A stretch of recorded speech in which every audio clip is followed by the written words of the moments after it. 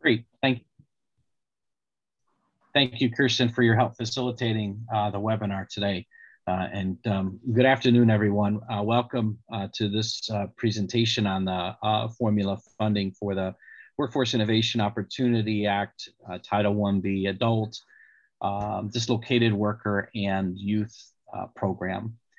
Today's presentation will review the relevant law, regulation definitions, and provide a few examples of how the WIOA Title IB funding formula is applied in Illinois.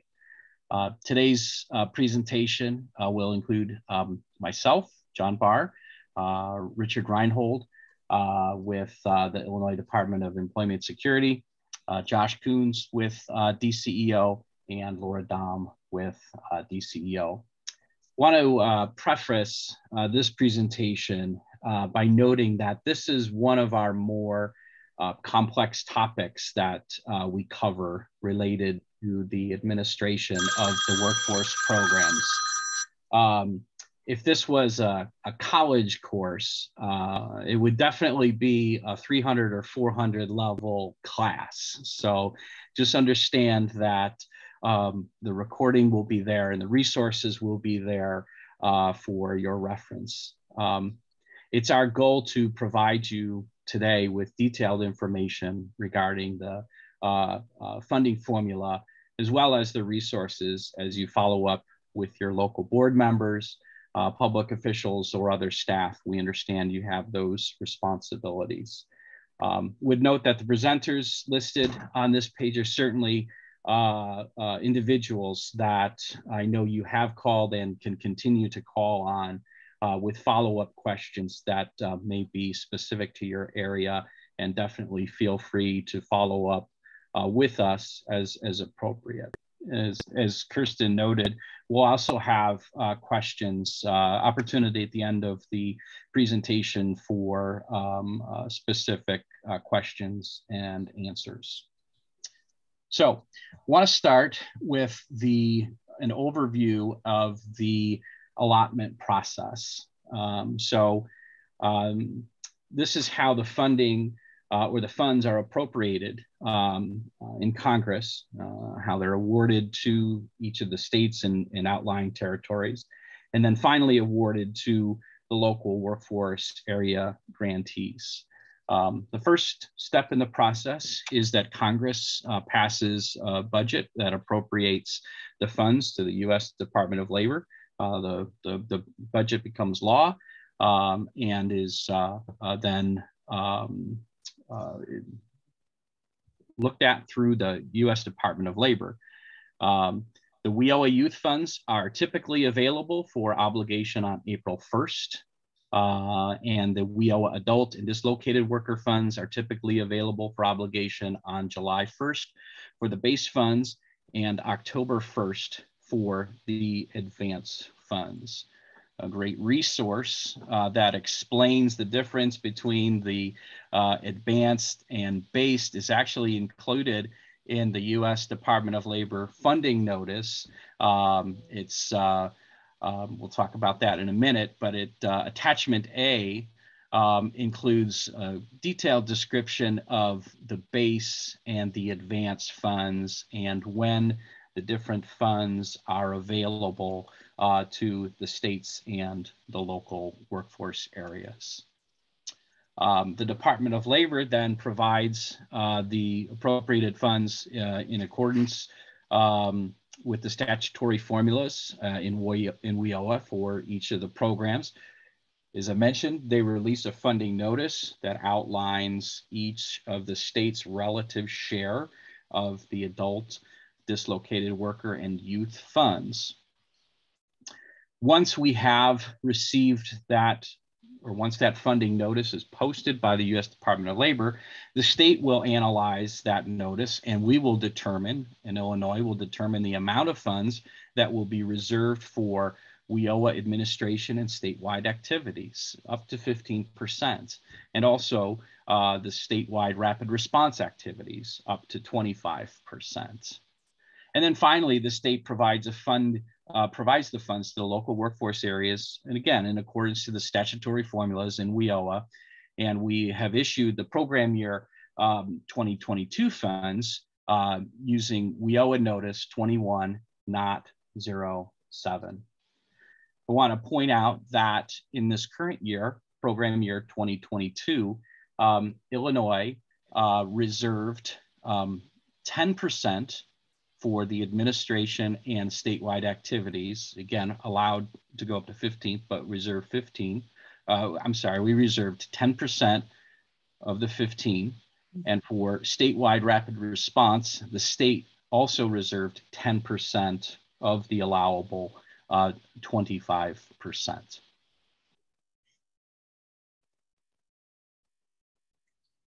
This next slide provides a reference to the law and the funding notice that outlines the requirements for the program year 2022 WIOA Title IB funds. The law specifies the formula funding factors, and that never changes, or that doesn't change until WIOA changes. Now, this Training Employment Guidance Letter, or TEGL, that's that funding notice that's issued on an annual basis, where it outlines all of the funds allocated to the states, and also includes those technical attachments that we made reference to, that attachment A, and then we're also going to go and look at attachment C as well. The state is also required in the state plan to document the method and the factors that are used in distributing the WIOA Title IB funds.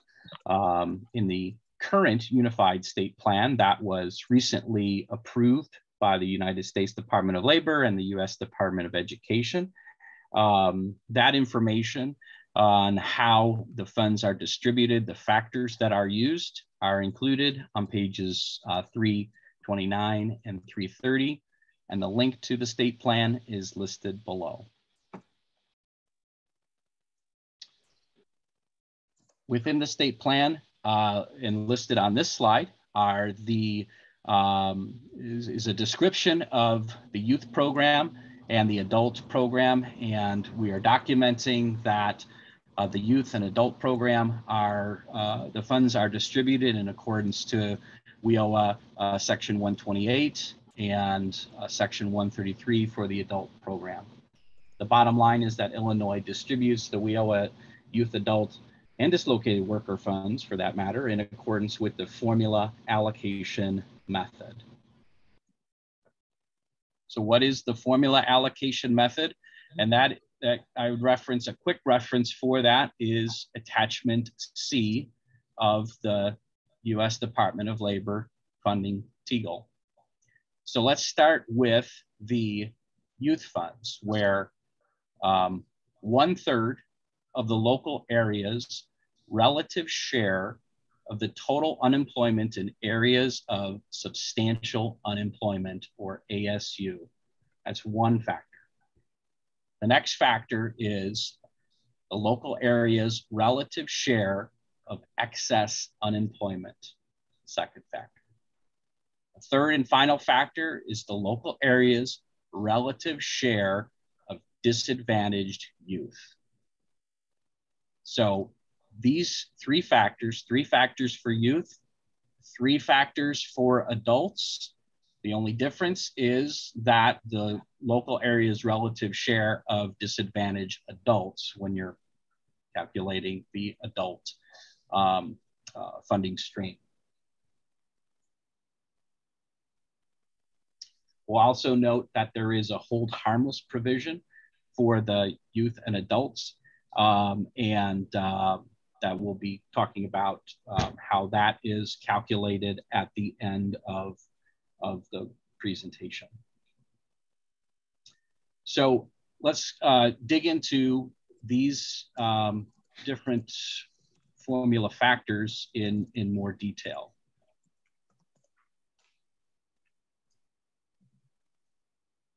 So let's start with the 2 formula factors that are included for the youth and the WIOA adult formula.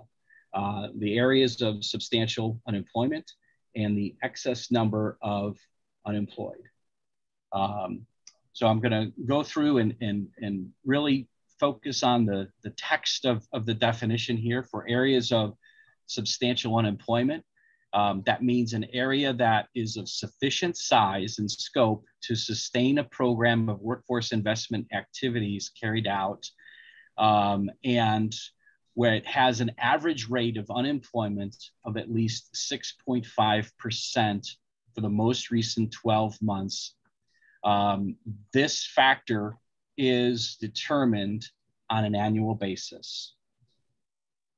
The next term is excess number of unemployed individuals within a local area.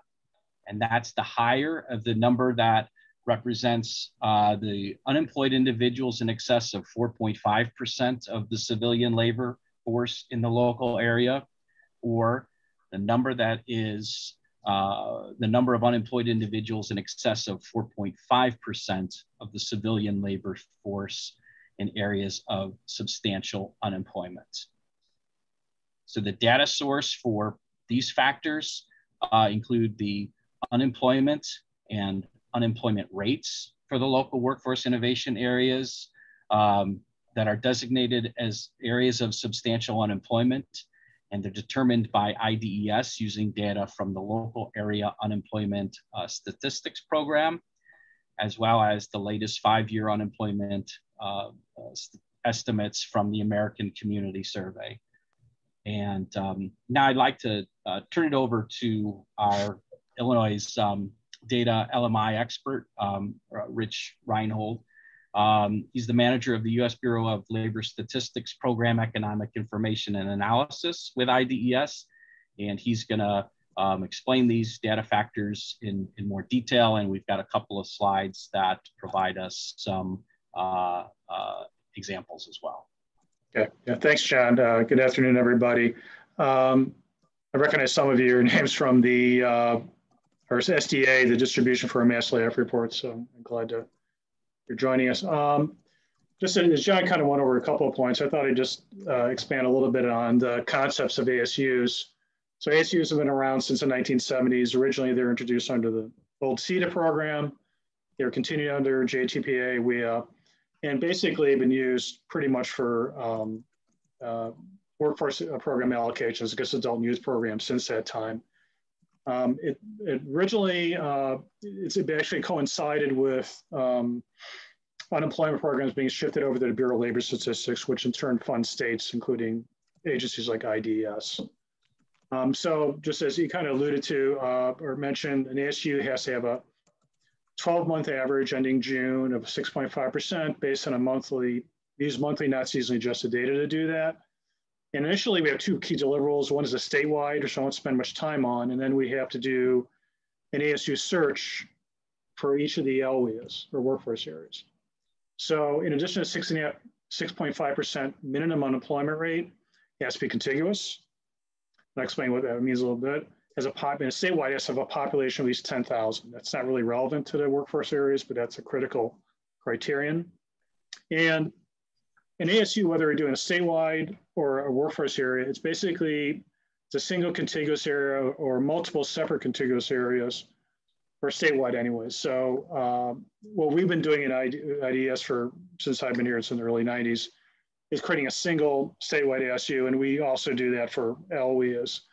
So what we do is we combine census tracts and we try to use the smallest geography readily available. So that's where the American Community Survey comes in. Prior to the ACS being introduced in the early 2000s, we used decennial census employment status data. But basically, what we do, we take an average for the LWIAs anyways, we take an average 12-month average or even statewide ending June for employment, unemployment, and distribute that among census tracts by doing a ratio of tracts to counties. So for example, if a county has 10,000 employed and the census tract is 1,000 employed, the ratio would be 0.1 or 10%. We'd apply that times that's according to the ACS. We'd apply that ratio to the average employed for the county you're dealing with. And that you do the same thing for all the census tracts within each county, and you have basically allocated, employed, and unemployed. From there, you could calculate the unemployment rate, And the idea there is to sort of identify clusters of high unemployment. So we rank the tracts, and we try to exclude the tracts or geographic components of the lowest unemployment, leaving residual area, which has at least a 6.5% unemployment rate. The other critical criteria, it's again applicable for both statewide and for workforce, it has to be contiguous. So we make sure when we're doing this ASU search for LWIAs, whether single county or multi-counties, well, for the multi-counties, got to make sure there's at least one census tract in each county. And we do the mapping using Tableau software. In the past, we use ArcVGIS. Even use for the smaller workforce areas, we use a mapping tool that used to be on the census website, American Fact Finder. In any case, what we do, we typically offline, at one time we did offline calculations, building a combined area, census tract area in Excel, and then we map it out and make sure it's contiguous. Now we have programs set up in Tableau where in real time we can start clicking on tracks on a map, and we can build a contiguous area and then sort of go through an iterative process, meaning the first cut you do might minimally meet the rate, it could be like 7%, but then you add more tracks, it goes down a little bit more, or one or two more tracks, it's 6.5, but you get more unemployed. So the idea is to kind of fine tune it. It's an iterative process. It's almost like as much art as a science. Let's see. And I'll go to a little bit, a couple of other slides that are on the presentation referred to last year's ASU search. Make sure I covered everything here. Yeah, why don't we just go to let me start with this. So this slide, what this shows is from last year, for last year's ASU search, which we performed in the fall of 2021, includes several columns. The first two columns show the official average unemployed and rates for each LWIA, again, 12-month period ending June 2021. And last year, because 6 months or the bulk of the period included the impact of the pandemic, the vast majority of LWIAs qualified in their entirety. That is, they had a rate of at least 6.5% average rate. So all but 5 qualified in their entirety, in which we don't have to do an ASU search. So we could set those aside. We don't even map that. So for LWIAs 14, 17, 21 through 23, we had to do a search. But as you can see the rates, the lowest rates like 5.7, 5.5, 5.8, they're relatively not too far from 6.5. So we didn't have that much work to do last year, fortunately. The next two columns are the ASU unemployed. So for the LWIAs that qualified in their entirety, we just simply moved over. That's still out the unemployed and rate we reported to DCO.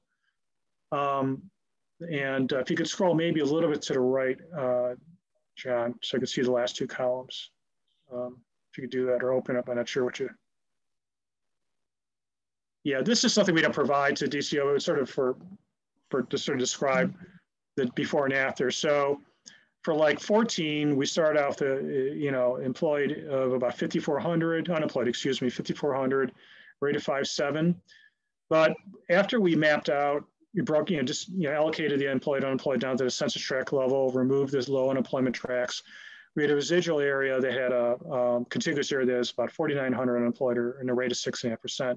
So lost about 500 unemployed, but we captured 90% of the preliminary unemployed, which is where they allow unemployed, which we're trying to do. So we try to get at least 90% if possible of the official average unemployed in the ASU. And you can see in the column, the last column, we did pretty much that. I think 90, 95, 99, 89, and 90%. So the next couple of slides deal with LWIA 23. I didn't provide examples of all the LWIAs, but this is a good example. Once we do the calculations and we've ensured that all each of the counties have at least one census tract, we map it out. And this is a good example. You can open up a little bit, possibly. I think like Mary and Clay can't see the bottom of that, but just an illustration. Yes, good. Illustration of how we validate the contiguity, and we present this map along with the numbers to DCO to confirm we adhere to the criteria. To be honest, prior to the 2000s, we didn't do a great job with contiguity, but in advances in mapping technology, readily available, inexpensive mapping tools, it's just a lot easier to do this. So my staff work on this, and typically it's like, I don't know, maybe 5-6 solid work days, depending on how many always we got to do ASU searches for. But it's usually a couple hours there, 1 hour there. And we're fine tuning. I mean, a couple of different people looking at it and trying to get the best combo where we get the maximum unemployed. And again, have an overall unemployment rate for the LOE of 6.5%. The last slide I have anyways, this is just, again, one of the deliverables, in addition to providing total employment rate for each of the LOEs, including those that qualify in their entirety, we also provide a separate report that shows the unemployed for each LOE broken out by county. So in this case, for LOE 23, again, I'm doing the same thing I did with the previous slide, comparing the average allowance unemployed for each of the counties in a period ending June to the ASU. So in this case, because we're not including all the tracks in each of the counties, we're going to lose some unemployed. So, but the ratio, the allocation, so the last two columns show the share of allowance unemployed, ASU unemployed within the entire LOE. So the ratio, for example, for Clark, it was a 5.7. We're using official average, but with ASU unemployed, it's 5. It's roughly the same. Only the counties that show relatively notable difference is probably Coles. Let's see, maybe Fayette, Marion, et cetera. So that's kind of what we do. It's we try to be as transparent as possible about how we go about doing things. I know I went over quite a few things. I guess I could address any questions later on. People have it. Great, thanks, Rich. Sure. Now let's just touch on the last data factor that is used for the WIOA adult and youth programs, and that is the number of disadvantaged adults and youth.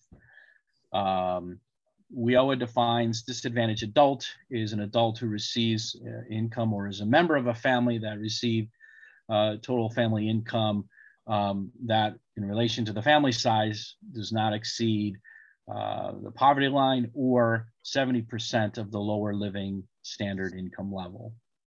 For disadvantaged youth, that's an individual who is 16 to 21, who has income or is a member of a family that received total family income that, again, in relation to the family size, doesn't exceed higher of the poverty line or 70% of the lower living standard income. It's important to note that the data source for the disadvantaged adult and disadvantaged youth come from the American Community Survey as per Department of Labor's TEGL 14-17.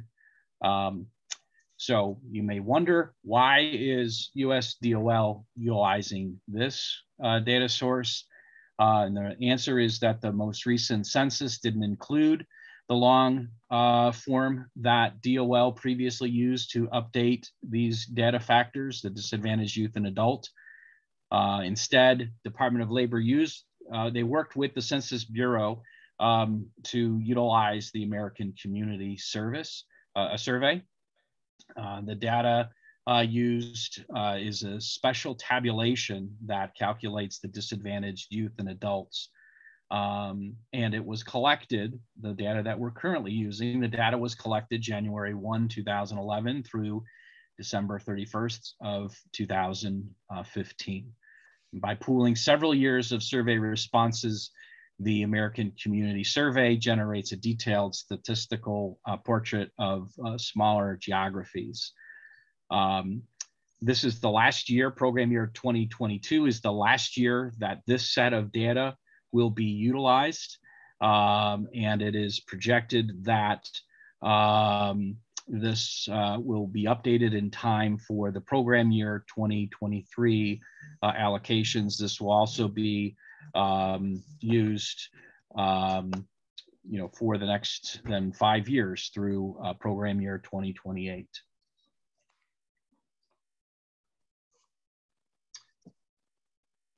So what I'm going to move now to the WIOA dislocated worker data factors. And the law includes using 6 data factors or up to 6 data factors. Illinois uses the 4 factors that are highlighted in green, including the insured unemployed data, unemployment concentrations, declining industry data, and long-term unemployed data. Illinois does not use the plant closing and mass layoff data or the farmer rancher economic hardship data because we do not have public data sources for both of those factors.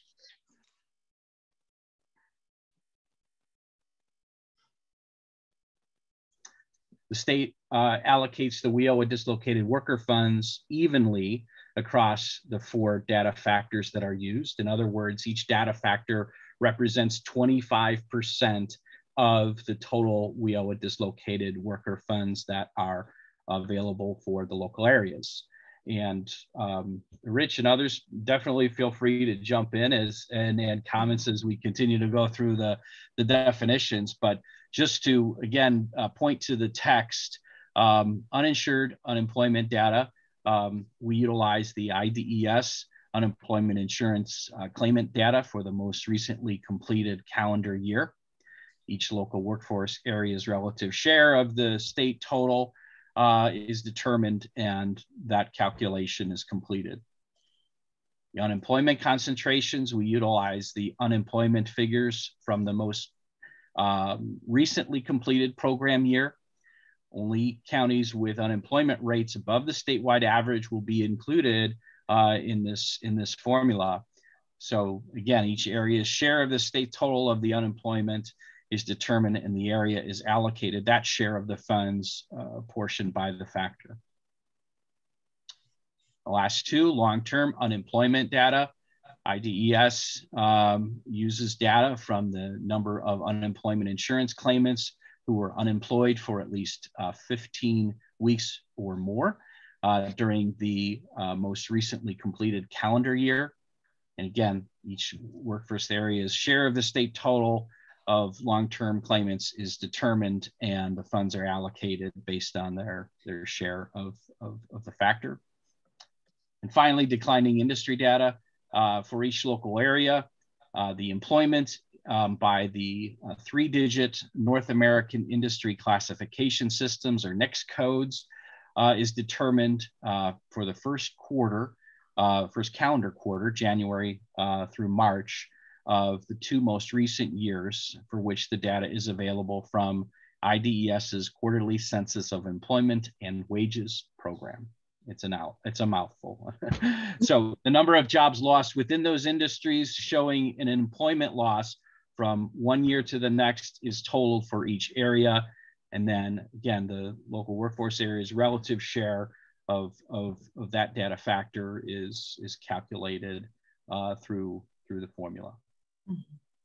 Again, the plant closing and mass layoff data, farmer rancher economic hardship factors are given 0 weighting because, again, we don't have public use data to substantiate those 2 factors. So now that we've defined all of the different data factors, we want to expand on some of these important concepts and explain the local area's relative share of the state formula funding. Each of the local workforce areas' relative share of the 3 data factors for adults, the 3 factors for youth, and the 4 data factors for dislocated workers. So again, just know that each factor is individually calculated. So today, again, with us is WIOA Title I Policy Manager Laura Dahm and Title I Grant Manager Josh Coons. They're going to walk us through a couple of examples and also explain how the hold harmless provision is applied to local workforce areas and how the annual allocation is finalized. So Laura and Josh, hand it over to you. All right, thanks, John. I'm going to take this first part about the share of state for the formula funding, the relative share. This is just kind of an example of the adult funding for program year 2022. These are real numbers from local areas. And these are the 3 data factors that make up the adult funding. We can see that for this year, 87.5% of the total adult allotment of 33 million or 685 and 791,000 was made available to distribute to the local areas. Again, the state makes that determination, and a lot of times we take less at the state level so that we have more to provide to the local areas. So just wanted to let you know that. The amount is split between the 3 data factors at approximately 1/3 each. And so this chart shows this breakdown of these for these 2 local areas, showing the number provided by IDES, the raw data, the share of state, and the dollar amount. And so the total number of unemployed in ASUs for the state is 521,627. And then we can see the LWIA. So then we do a calculation to determine that LWIA P's share of the state is 1.7261%. And the LWIA F's percentage is 6.4742.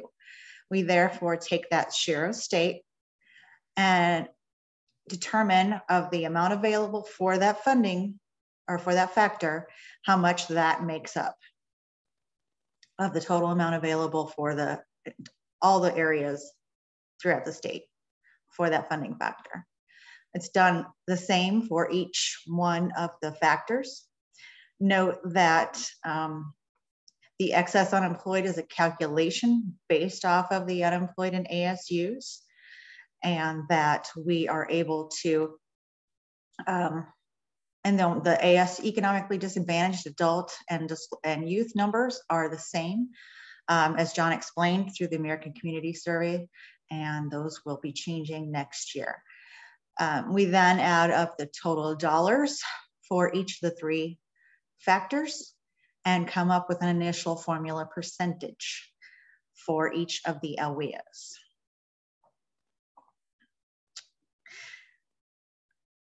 All right, and then the next slide, please. All right, so what this example is showing is how a local area share of the state affects their allocations. So you can see here we've highlighted the same LWIA across 3 different program years, and this is just the ASU data factor. And the time frame for the PY 2020 data factor is July 18 through June 19.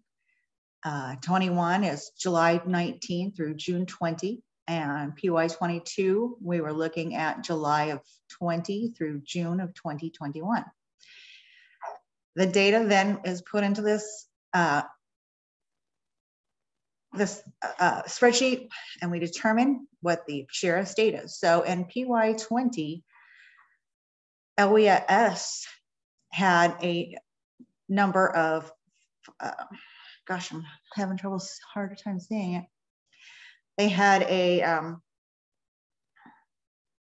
higher number in the red highlighted boxes in PY 20, but in subsequent program years, they had a higher number, but yet they still received less money. And this is because the other LWIAs have a larger percentage of the state in those program years. So for example, you can see the green highlighted box for PY 21. Even though the number was larger for that LWIA, their percent of state and their share of the state was lower, and therefore that's why they received less funding for that year. And the same is applied for, the same is true for PY 22. You can see where that state or that LWIA, even though they had more than the program year 2020, they still received a smaller share of the state. Because other LWIAs within the state were hit harder and therefore received more of a percentage of the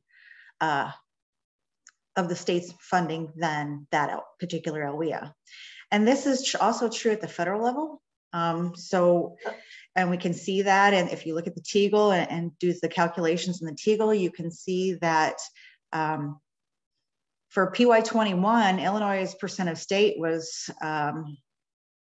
lost almost 0.4 percentage points. And so that actually turns out to be quite a bit of a funding loss. But for that same time period, every other state in the nation except for two, which was Ohio and Pennsylvania, they had a smaller loss of percentage than Illinois. So states like California, Texas, New York, and Florida, they all saw gains in their share of the nation because they were hit more, they were impacted more than other states like Illinois, Pennsylvania, Ohio, and Michigan all saw decreases in their share of the total funding available. So I guess that's also a plug for the Midwest, and that we don't see the impacts and the fluctuations that some of the other larger populated states do.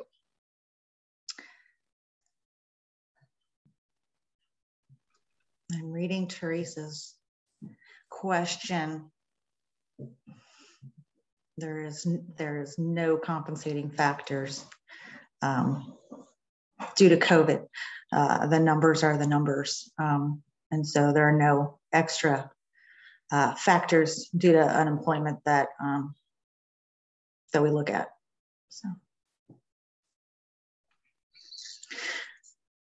All right, and so now I'm going to turn it over to Josh to talk about hold harmless. Thank you, Laura. Good afternoon, everyone. So I'm going to be talking to you about the hold harmless and going through some calculations. So if you refer to slide 19 on the presentation, you'll notice that the WIOA and WIOA were actually just given their initial formula allocation on the far right-hand side there. So what hold harmless does, our WIOA includes a hold harmless provision to help alleviate the fluctuations as seen on that slide. So I'll have you go to slide 22, John. So for adult and youth programs, there's a hold harmless for adult and youth. So no local area can receive less than 90% of their average allocation percentage of the local area for the 2 preceding fiscal years. So it is key that we're talking about the percentage there, not the overall funding. And that's the same methodology that's used for USDOL and determining the state allotments. And the same can be said for dislocated worker, with the exception of the first year of WIOA. So we'll go to the next slide. So in this example here, so these are using the same LWIAs that we used in slide 19. You'll see that in PY21, LWIA had an adult allocation of 2.0034, and in 2020, 2.3076. So if you average those 2 years out, that comes to a 2.1555, and 90% of that is the 1.9399. So that is lower than their initial allocation. And then you'll see LWIA-F, for example, in this one was actually above that 90% stop loss. So that would not impact them in this scenario. We'll go to the next slide here. So a little bit of analysis is done after we had that initial allocation to determine, if the hold harmless is above, equal to, or below that percentage. And the hold harmless provision requires that a proportionate share of funding from the local areas whose initial allocation percentages are above that amount are reduced.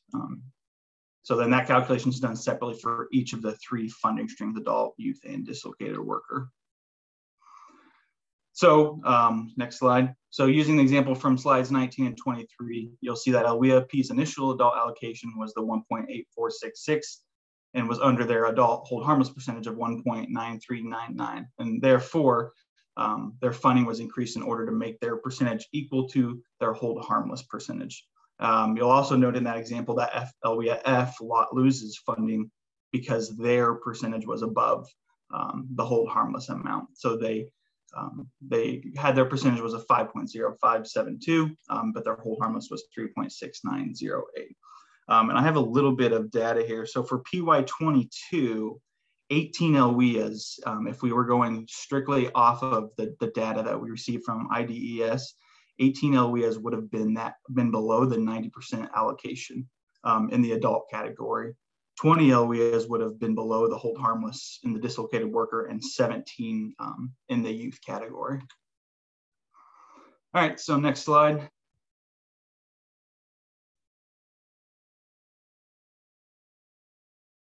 Okay, so as you'll see in this one, so they had their initial allocations.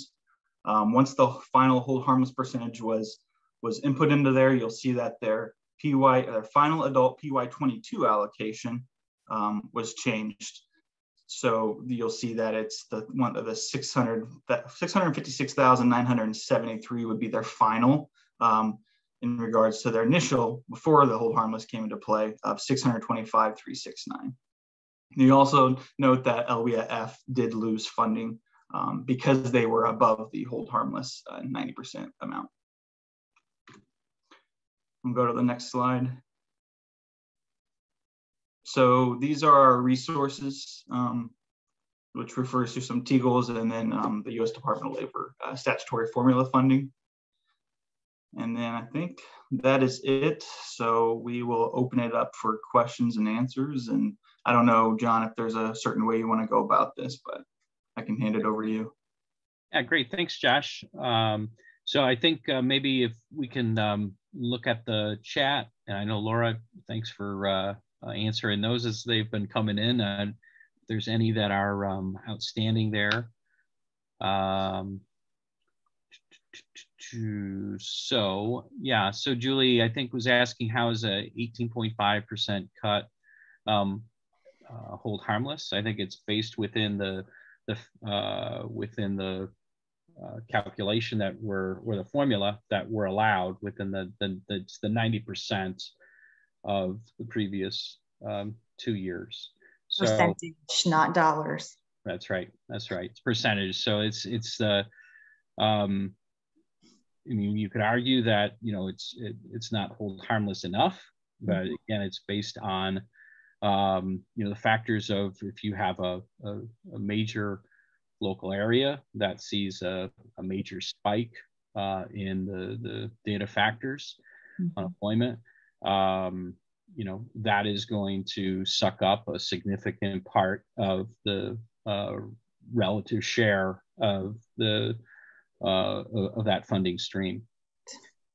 There is no doubt that it hurts, and we recognize that for sure. And Laura, you have other. And I was just, yeah, it definitely hurts for sure. But I was also going to say, and we also have to look that it's not level funding, that the state is also being cut. So we try to minimize the cut to the local areas by maybe taking less in the statewide activities funding and the rapid response funding so that we can give more to the OEAs. But you also have to say, because it's not level funding, if the state takes 11% cut, then that's also going to be reflected on the OEAs as well, and on the amount that we have available to provide to the OEAs. And Kirsten, I don't know if you want to open up the availability for folks to chime in on the phones or on their computers as well. So if they want to unmute themselves, they can raise their hand and then I can allow them to. Okay, great. Thanks. Yep. So if you want to chime in or give your 2 cents, just feel free to raise your hand and then I can unmute you.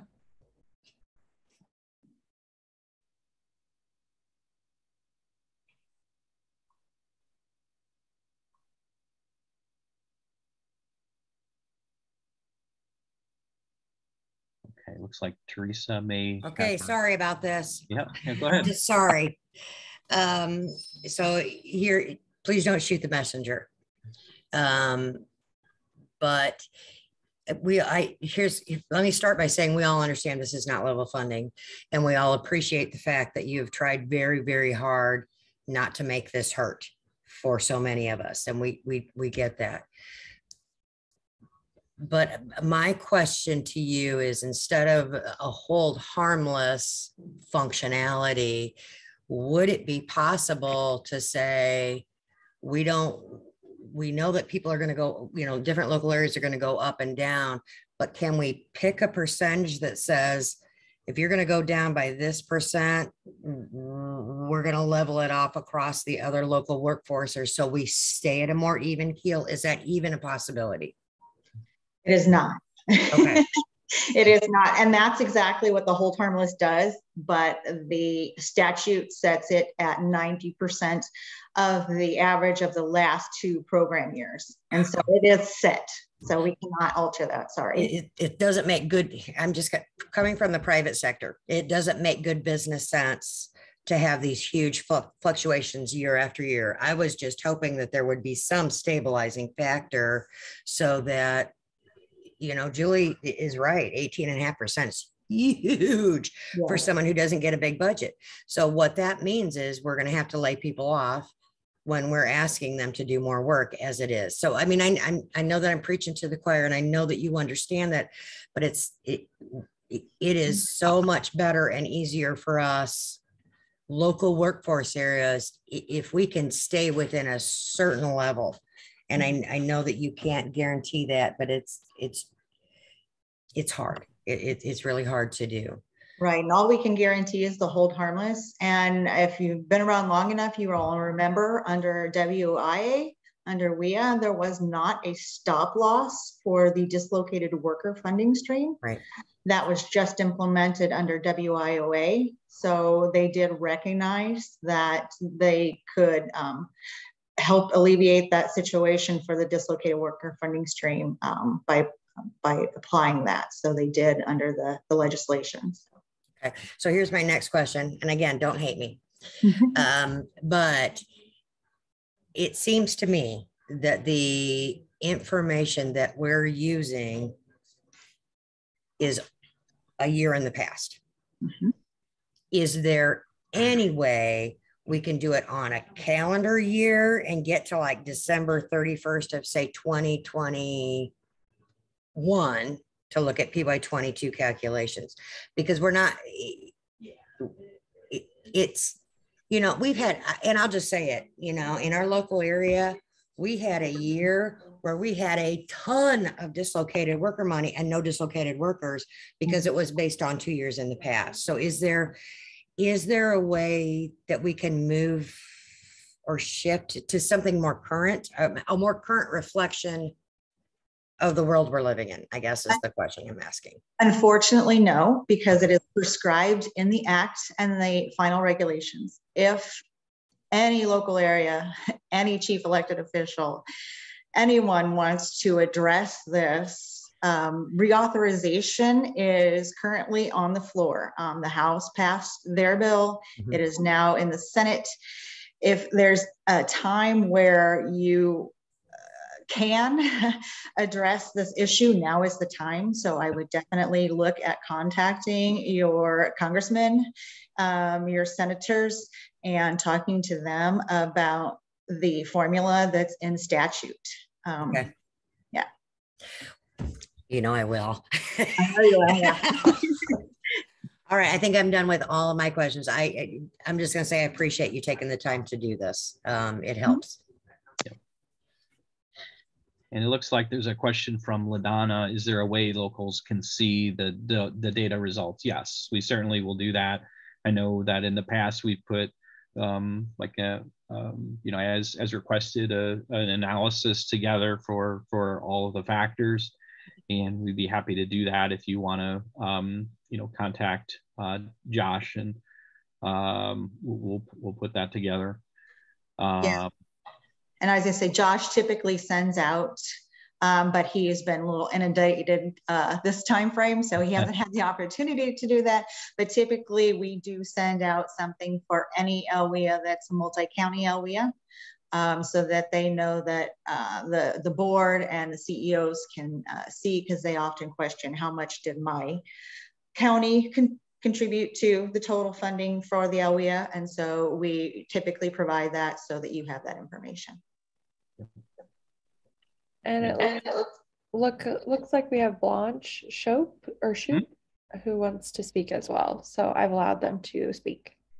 Oh, thank you. I just wanted to ask if there's any discussions at the state organizations about changing the formula criteria. I know we've talked about that on and off, particularly about areas of substantial unemployment and how much work it is to meet these guidelines. I just didn't know if there was any discussion about changing the formula. I know there's been some from local organizations or organizations representing local workforce areas. Yeah, unfortunately, I think the answer on that is going to be the same as it's in statute, and we're bound by the method. The method that U.S. Department of Labor utilizes is the same that the state utilizes for the most part. And, we saw the same hit, the same process occurs when they provide the allotment to the states and outlying territories. Yeah, we see the fluctuation, and we understand the roller coaster ride, right? I mean, it's 3 years ago, we saw unprecedented increases, and now we're at the, kind of an unprecedented valley, kind of the peaks and valleys. So it is, it is a challenge for sure. And as Laura mentioned, I think the opportunity is in front of us as it relates to making sure policymakers understand the difficulty of using those factors and how the impact of California, New York, Texas has on Illinois. And in Illinois, I'll say, the impact of Cook County having on, the rest of the state. I mean, it's very much, similar impact. So the Governors Association hasn't really taken on this discussion at all about possible changes to the formula or suggestions, because I can understand what doesn't work. I'm not sure that I would be in a position to recommend how to replace the formula or how to redefine the formula. So sometimes we can say this doesn't work, but then somebody's going. I don't know what to tell them. What should we replace this by? How do we make sure that we have data that makes sense for that allocation? So Governors Association hasn't had any conversations on that. Okay. I don't know about the National Governors Association. I believe at one time NASWA was talking about it because we did get a communication from Colorado and that prompted the Department of Labor did a presentation on state allotments and similar to this and in-state allocations.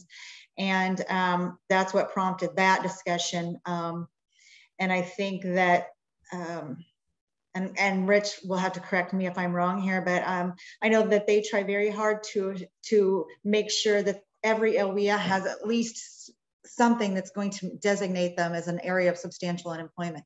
I'm not sure that all states do that. Yes, and some states then will give an LWIA a 0 weight for that factor. Yes. So we try very hard to do everything within our powers to eliminate those kind of things. Well, and Laura, I'm glad you brought that up because that is true. Not every state is as conscious of trying to maintain the level of funding as Illinois is, try to level that off. So I just was hoping for some suggestions as we broach this discussion. So thank you very much. Mm-hmm. And just as it relates to additional funding, and I know with the local area administrators, we've talked about how additional statewide rapid response funding is available for local areas that are seeing an increase in layoffs, and certainly with the increased flexibility to transfer funds between the adult and the dislocated worker streams, that as long as we have funds available, we're going to make those funds available to the local areas. I know that Illinois is also very active in the National Dislocated Worker grants, and we'll continue to look at those. I know there was a recent funding notice that was released, is it yesterday or today? Yesterday maybe. And no, webinar is going on right now. Okay. For it, actually. Or 2 o'clock. So we will look for those sources and encourage local areas to you know, come in for those additional funds, but we certainly recognize the difficulties that you have from a planning and administration standpoint when you see you know, the peaks and valleys of funding, especially as it relates to planning your hiring resources and making services available to individuals. But bottom line is, you know, we still have funds available for those statewide rapid response. So if you're in that situation, definitely connect with your regional manager or other DCO folks so we can, you know, address that on a case-by-case basis. So I think we have about 2 or 3 minutes left, and maybe time for any final question or two.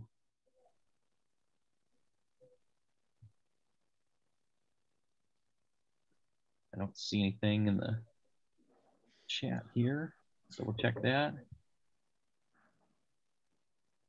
Okay, I think we'll go ahead and wrap it up. And thank you, Rich and Laura and Josh, for you know, your expertise and all that you do in the workforce for Title I in the system.